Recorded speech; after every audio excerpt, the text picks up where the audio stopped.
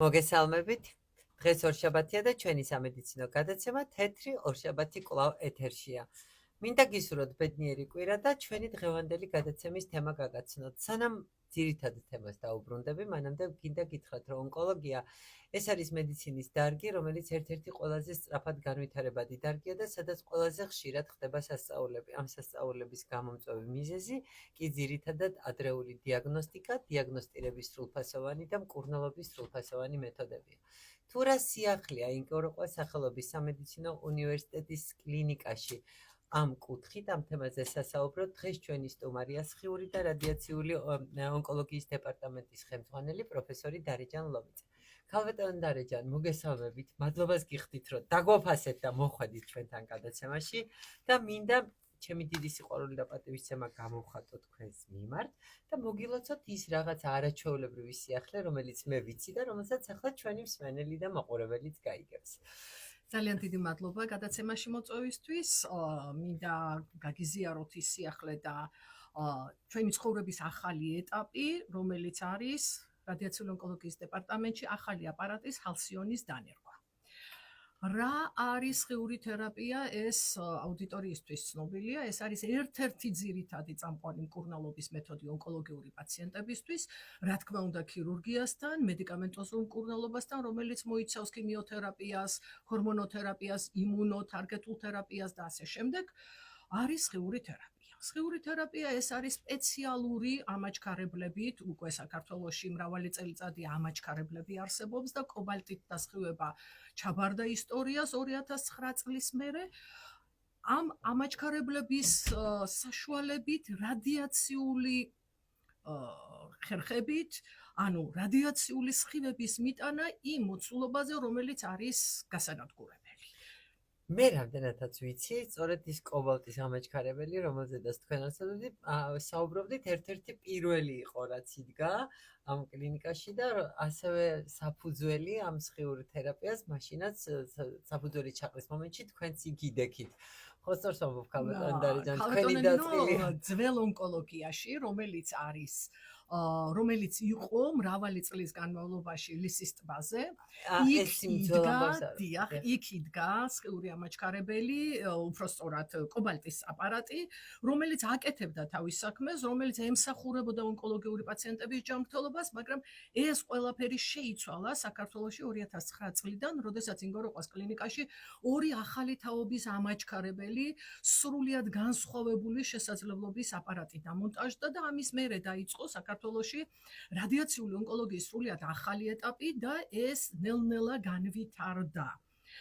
განვითარდა 2009 წლიდან 2012-ში უკვე ჩვენთან შესაძლებელი გახდა პოზიტრონულ ემისიური ტომოგრაფიის დაყენება, რომელმაც რადიკალურად შეცვალა საქართველოში ონკოლოგიური პაციენტების დიაგნოსტიკის საშუალება და შესაძლებელი გახდა უკვე თავიდანვე მკურნალობის დაწყებამდე შეგვეფასებინა ონკოლოგიური დაავადების გავრცელების მასშტაბი და მიგვეღო შესაბამისი გადაწყვეტილებების სწორი მკურნალობის ტაქტიკის ჩასატარებლად. პირველ ეტაპზე დაგვეწყო ქირურგიული მკურნალობით, მედიკამენტოზური მკურნალობით, სხიური თერაპიით, თუ მათი შესაბამისი მონაცვლეობით.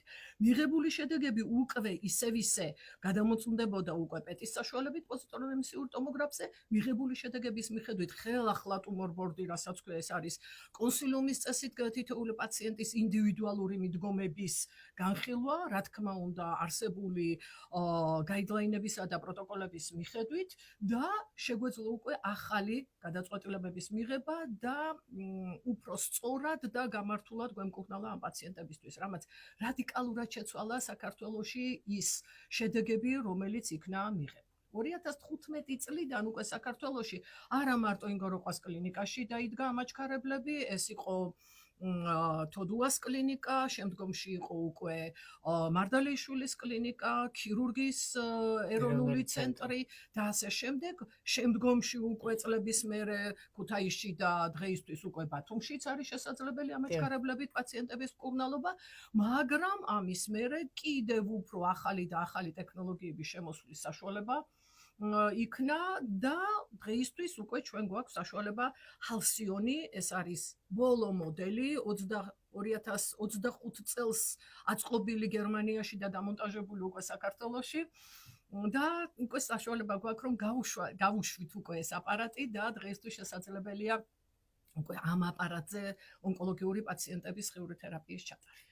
ქალბატონ დარეჯან ბოდიში ამხელა არა თქვენ ისე ავაკეთ საუბრობთ ხოლმე ამაზე რომ მე სიმართლე გითხრათ მაინდა-მაინც ზუსტად ვერ ვერკვევი ჰასიარის ღირებულებებში მაგრამ დარწმუნებული ვარ რომ ეს არის რაღაცა არაჩვეულებრივი ჯერჯერობით ვერ ვერკვევი ასე დეტალურად და ამას თქვენ აუცილებლად მომიყვებით რა მინდა იცით რა გკითხოთ აი აუცილებლად დაინტერესებს ჩვენ მსმენელს რა უპირატესობა აქვს კონკრეტულად ამ აპარატს რა დაავადებების დროს აქვს თუ არა რაიმე არჩევითობა რომ აი მაგალითად ხო არსებობს უამრავი სხეული თერაპია ფილტვის დაავადებების დროს თავის ტვინის სიმსივნების დროს იგივე ლიმფოპროლიფერაციული დაავადებების დროს და რამდენიმე მგონი ამდენი ელენთა არასდროს არავის არ აქვს დასხეული რაც ჩვენაც გაგისხებია და რა არაჩვეულებრივ ამ შედეგებზე აუცილებლად მოუყვებიოდეს მე ჩვენ მსმენელს აი რა არის ეს აპარატი რატომ არის მისი ჩამოტანა საქართველოში ასეთი საამაყო და ასეთი არაჩვეულებრივი და რამდენად ხელმისაწვდომი იქნება ის ყველასთვის და გავრცელდება თუ არა მასზე ჯანდაცვის მიერ შემუშავებული საყოველთაო დახმარების პროგრამა. ძალიან საინტერესო შეკითხვებია. რა თქმა უნდა, მინდა გითხრათ, რომ ეს აპარატი ისევე როგორც ჩვენთან არსებული სხვა აპარატურა, ჩაერთვება ჯანდაცვის საყოველთაო სისტემის შეფასებაში, განფასებაში და ჯანდაცვის სამინისტრო სრულად საყოველთაო პროგრამის საფუძველზე ფარგლებში დააფინანსებს სრულად ამ აპარატზე მკურნალობას. ეს აპარატი საშუალებას მოგცემს ფილტვის, თავკისრის, ძუძუს, გინეკოლოგიური, უროლოგიური და ასე შემდეგ ყველა ლოკალიზაციის პაციენტების სიმსივნეების მკურნალობის. რატომ ჰალსიონი? იმიტომ რომ ეს არის ჩვენი დეპარტამენტის ტექნოლოგიების გაუმჯობესება. პაციენტებისთვის მკურნალობის ხარისხის ამაღლება.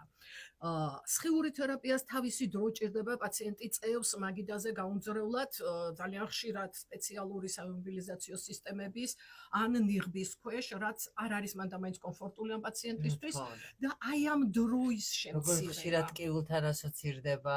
ძალიან ხშირად ტკივილიანი პაციენტის, ანუ პალიატიური ტკივილით არსებული პაციენტების სხიური თერაპია არის ჩვენთან, რის გამოც პაციენტს უჭირს დიდხანს ერთ პოზაში გაუმძლევლად წოლა. ეს აპარატი შეამცირებს ამ წოლის ხანგრძლივობას და დეპარტამენტს საშუალებას მისცემს მეტი პაციენტი გაატაროს, ხარისხი არის უკეთესი, დამიზნება ბევრად უფრო კარგი, პაციენტისთვის უფრო კომფორტული დროის შემცირების თვალსაზრისით, ანუ იმობილიზაციის სისტემები აუცილებლად იგივე გამოიყენება, მაგრამ დრო შემცირდება. და რაც მთავარია, იგივე რაც შეგვეძლო, ეს არის IMRT, VMAT-ი, IGRT და ყველაფერი, ეს ყველაფერი შესაძლებელია რომ აკონფორციელდეს. პაციენტისთვის კომფორტული არის არა მარტო დროის შემცირება, არამედ ისიც რომ დახურული სივრცის შიში ნაკლებად აქვს და ასე შემდეგ, ხმაური ნაკლებია, სწრაფად იწყება და თავდება. ლამაზად მოხატული ჭერია, ლამაზად მოხატული ჭერია, დიახ, სტაფი ძალიან გაღიმებული, ბედნიერი და ასე ვთქვათ, კომფორტული პირობებია. ეს ამ აპარატის არსებობა, რა თქმა უნდა, არ ნიშნავს იმას, რომ ყველა პაციენტი, ვინც შემოდის დეპარტამენტში, მაინდა-მაინც ამ აპარატზე უნდა დასხივდეს, ხო ქალბატონ დარეჯა? არ ნიშნავს, იმიტომ რომ რეალურად სტერეოტაქსიული რადიოქირურგია ამ აპარატზე არ შესრულდება.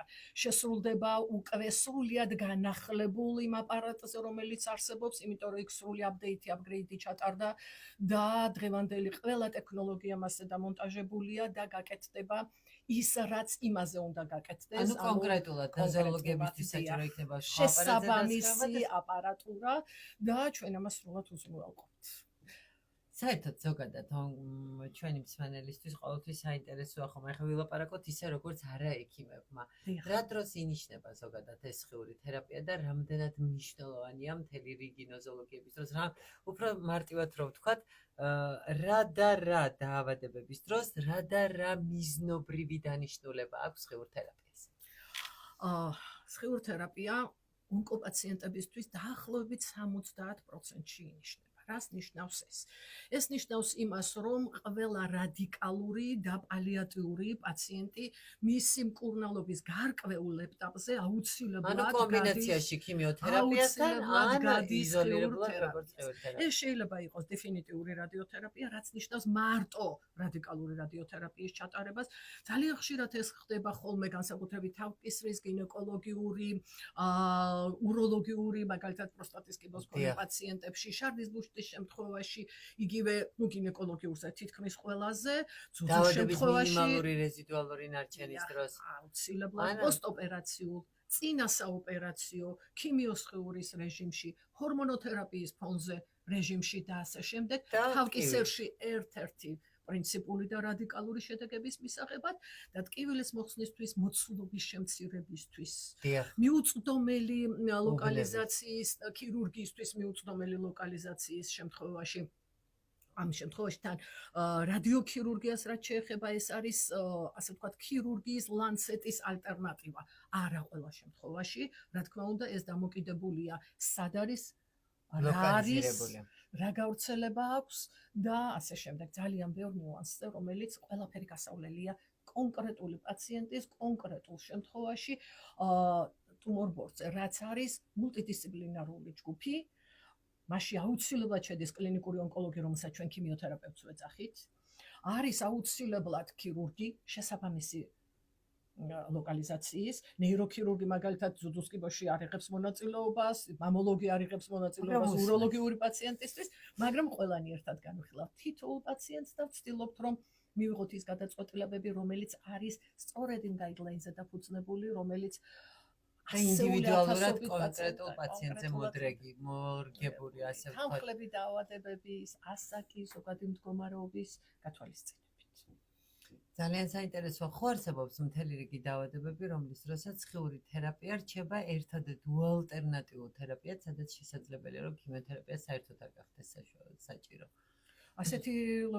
ასეთი შემთხვევები არის ძალიან ხშირად თავკისრის შემთხვევაში. თავკისრის კიბო, როგორიც არის ხორხის, ენა-ენის ძირი, ტუჩი და ასე შემდეგ. უამრავი თავკისრის სიმსივნეების ძალიან მაღალი პროცენტი რადიკალური ხიური თერაპიით შეიძლება საწყის სტადიებში სრულად განიკურნოს.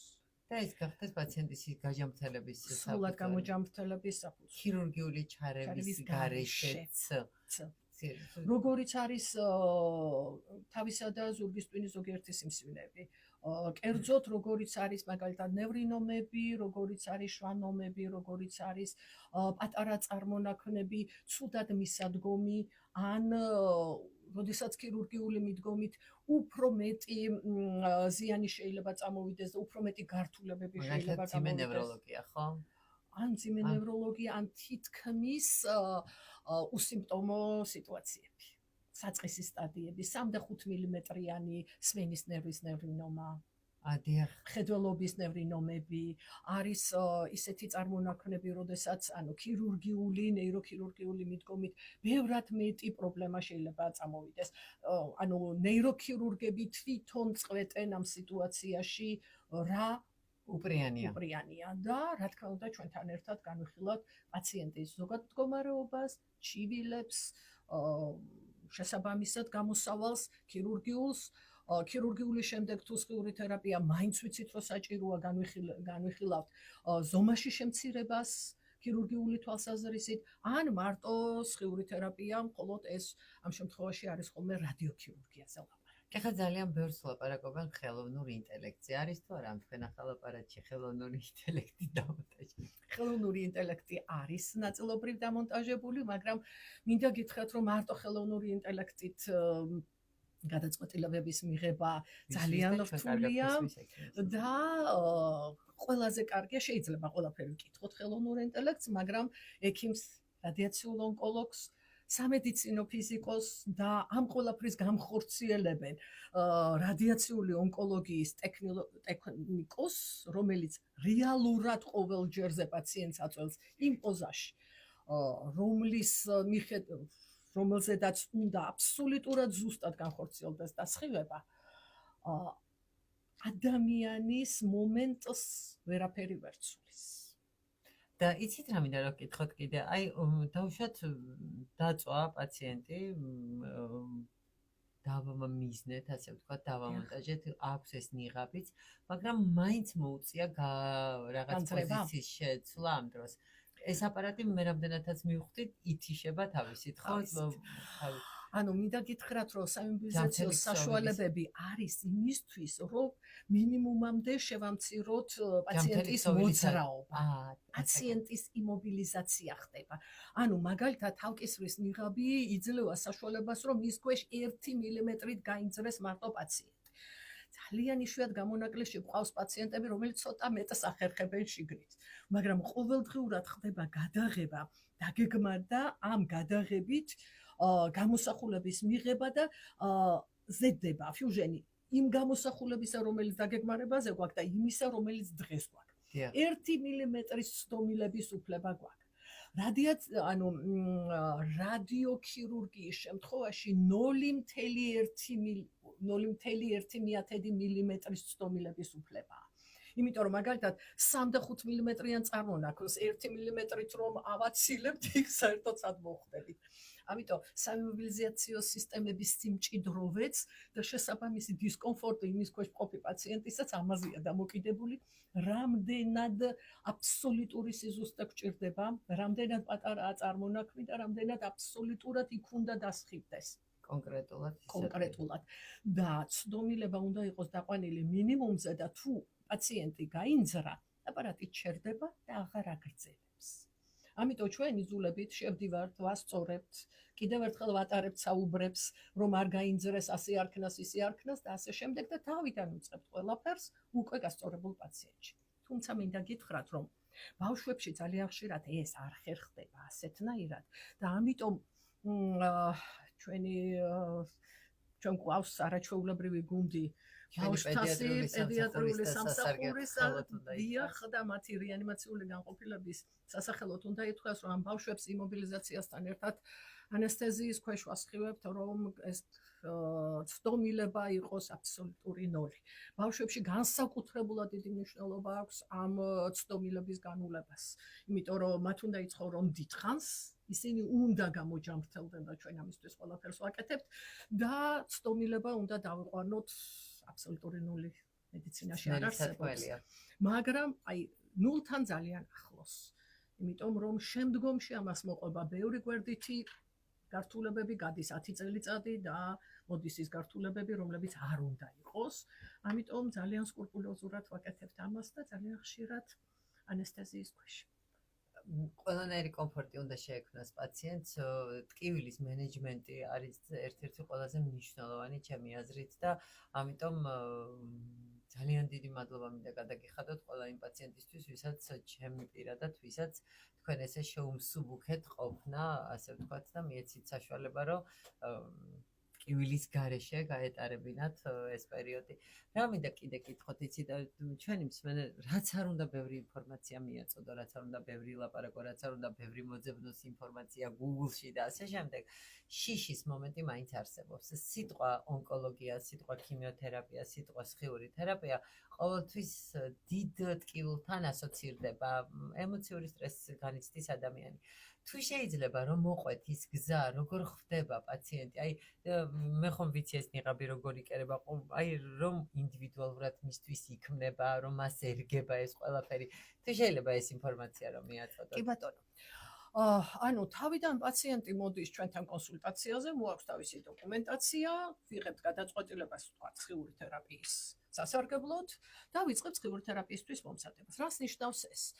ლოკალიზაციის, ანუ მდებარეობის სიმსივნის დასასხივებელი არის მდებარეობის მიხედვით პაციენტის განთავსება ხდება კომპიუტერული ტომოგრაფიის, სპეციალური კომპიუტერული ტომოგრაფიის მაგიდაზე შესაბამის საიმობილიზაციო სისტემებზე. მაგალითად, ძუძუსთვის არის სპეციალური დასაწვენი, როდესაც ხელებით ზემოთ პაციენტი წვება და შესაბამისად ფიქსირდება ასეთნაირად.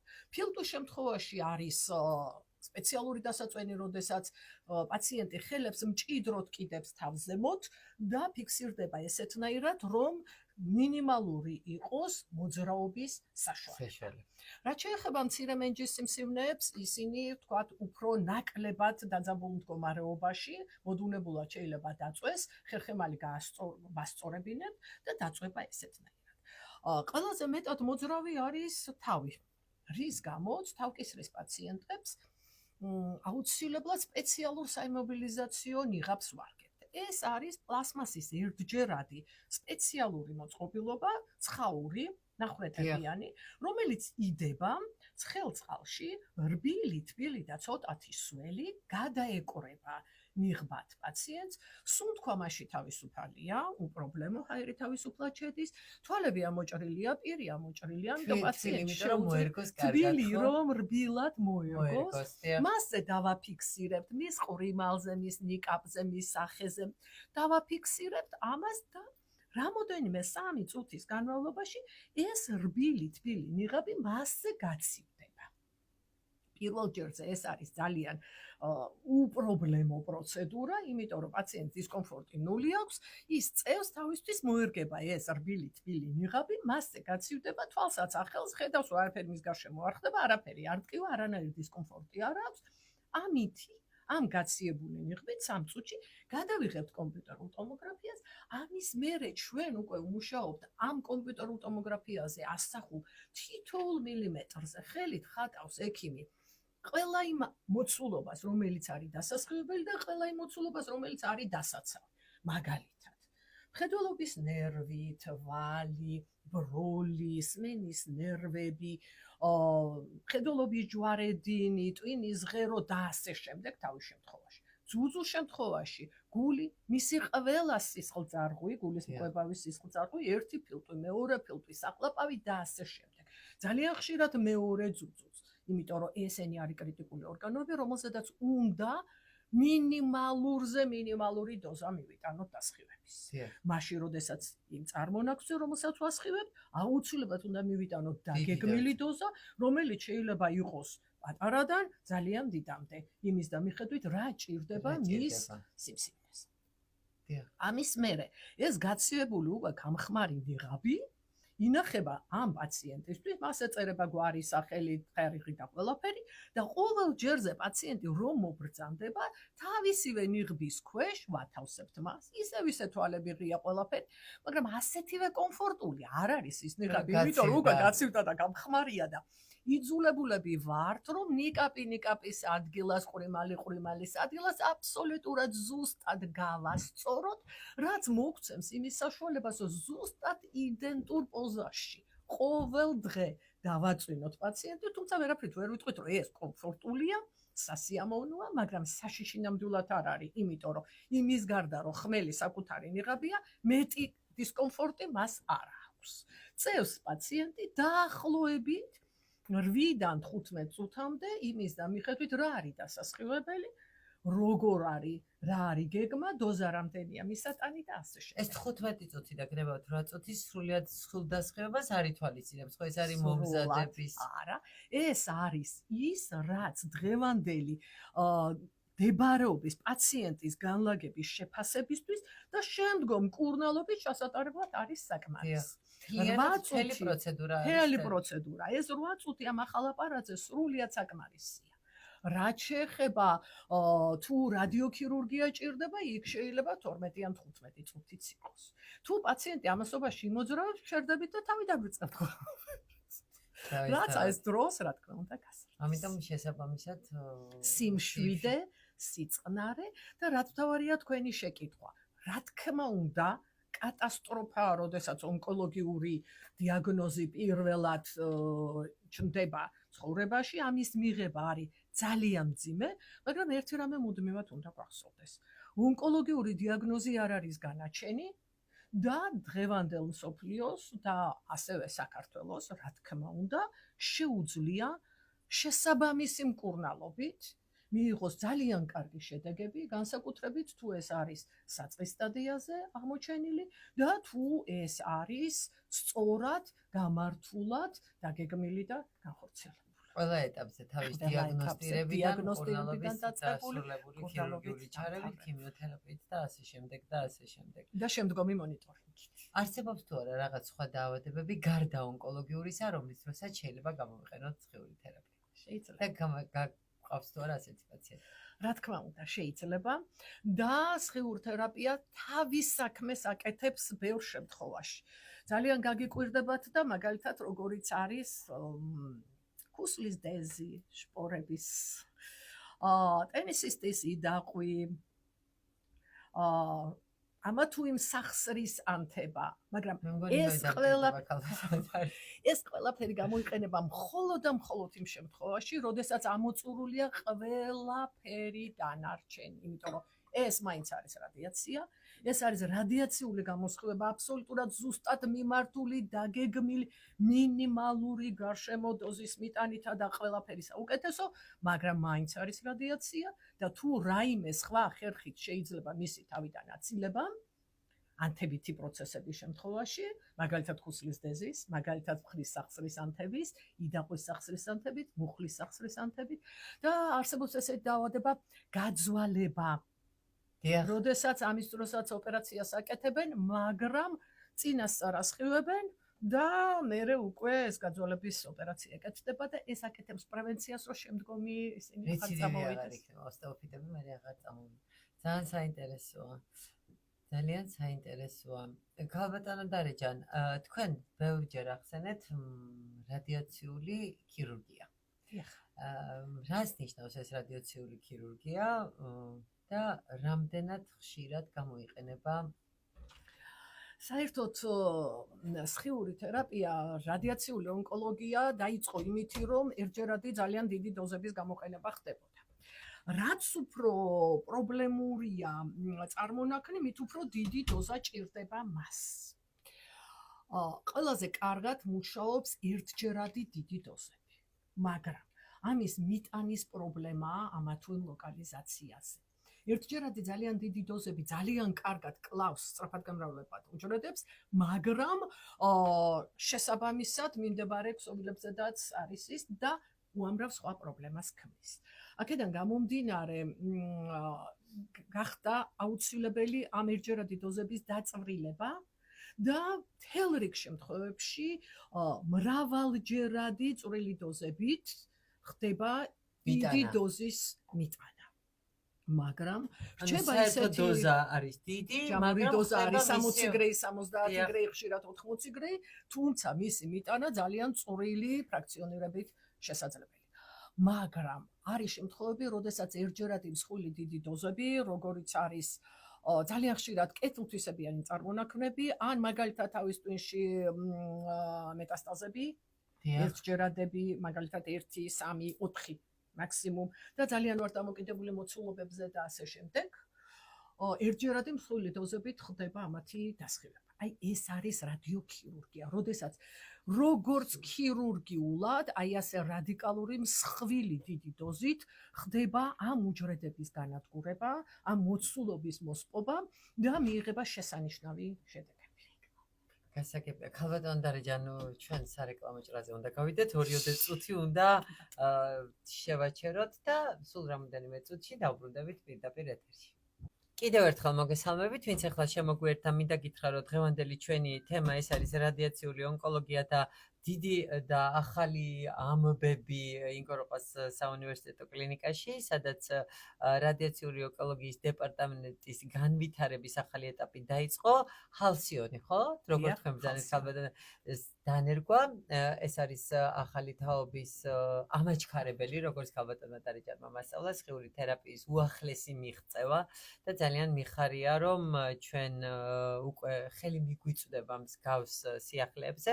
ჩვენი დღევანდელი სტუმარი არის ინგოროყას კლინიკის სხიური ონკოლოგიის დეპარტამენტის ხელმძღვანელი, ჩემი საყვარელი ქალბატონი დარეჯან ლომიძე, პროფესორი, რომელმაც ვრცლად ისაუბრა ზოგადად ონკოლოგიაზე, რადიაციულ ონკოლოგიაზე და ვისაც დაგაინტერესებთ ჩვენი გადაცემის პირველი ნაწილი, შეგიძლიათ გადაახვიოთ, უყუროთ, უსმინოთ და თქვენ კითხვებს დიდი სიამოვნებით უპასუხებთ ჩვენს Facebook გვერდზე. ქალბატონო დარეჯან, ჩვენ ვინაიდან ძალიან მცირე მცირე დრო დაგურჩა შემდგომი ჩართვისთვის.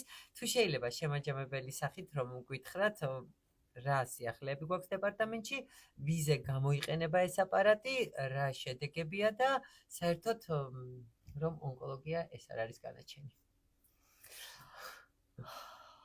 ძალიან მოხარული ვარ, რომ კიდევ შემიძლია რამოდენიმე სიტყვა ვთქვა რადიაციული ონკოლოგიის შესახებ, განსაკუთრებით იმაზე, რომ დღეისთვის ჩვენ რადიაციული ონკოლოგიის დეპარტამენტს განვითარების ახალი ეტაპი გვაქვს, ეს არის ხალსიონის დანერგვა. ამის მიზანი არის, რომ დეპარტამენტის ტექნოლოგიური შესაძლებლობები გაუმჯობესდეს, პაციენტების მკურნალობის ხარისხი ამაღლდეს, თერაპიის უფრო სწრაფი, ეფექტური და რაც თავარია უსაფრთხო ჩატარება შევძლოთ, საერთაშორისო სტანდარტებისა და ტექნოლოგიურ პროგრესთან შესაბამისობა. ეს ძალიან მნიშვნელოვანია. რატომ ხალსიონი?